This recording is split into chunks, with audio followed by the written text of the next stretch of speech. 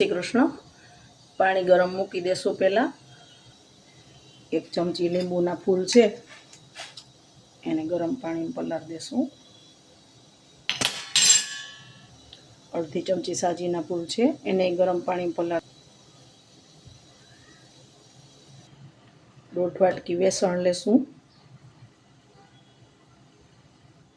અડધી ચમચી મીઠું નાખશું। અડધીથી ઓછી હળદર નાખશું। પાણી નાખી અને બેટર રેડી કરી લેશું।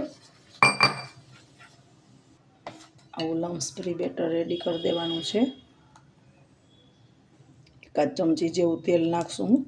ટીનને ગ્રીસ કરીને રેડી રાખવાનું છે। ગરમ પાણી કર્યું છે એમાં કાંઠો રાખીને ટીનમાં મૂકી દેશું। હવે જે આપણે લીંબુના ફૂલનું પાણી કર્યું હતું એ અંદર નાખી દેશું।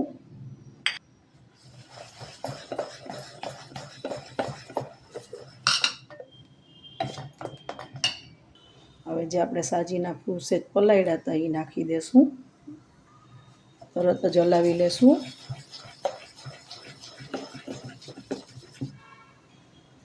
જો એકદમ ફ્લફી થઈ ગયું છે। હવે સીધું આપણે ટીન ગરમ કર્યું છે એમાં જ મૂકી દેશું સીધું। વધારે પડતું હલાવી નથી નાખવાનું। બહુ ફ્લફી થઈ જાય એટલે બસ હવે ટીનમાં રેડી દેશું।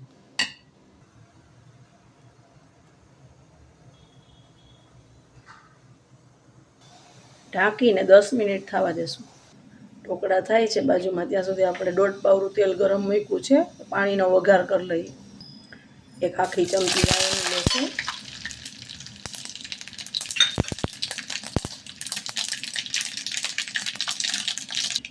રાઈ થઈ ગઈ છે। ચપટી નાખશું।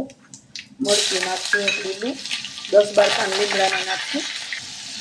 1 ગ્લાસ પાણી વઘાર દઈશું। 3 ચમચી ખાંડ નાખશું। 5 ચમચી મીઠું નાખશું। પાણીને ઉકાળી લેશું।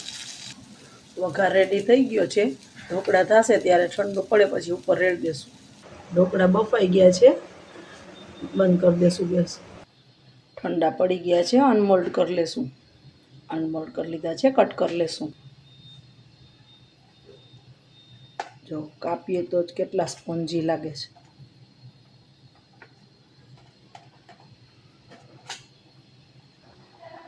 જો કેટલા જાળીદાર। હવે આ બકડિયામાં થોડુંક જે આપણું વઘારેલું પાણી છે એ પહેલાં નીચે લઈ લેશું। પછી એમાં ઢોકળા મૂકી દેશું। હવે આમાં ઉપર વઘાર રેડી દેશું બધો।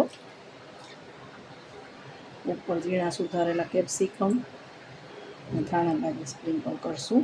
રેડી છે। એકદમ સોગી થઈ ગયા છે। પાછા ટીનમાં લઈ લીધા સર્વ કરી દીધા છે। નાયલોન ખમણ એકદમ સોફ્ટ છે। મીઠા સરસ લાગશે। જય શ્રી કૃષ્ણ।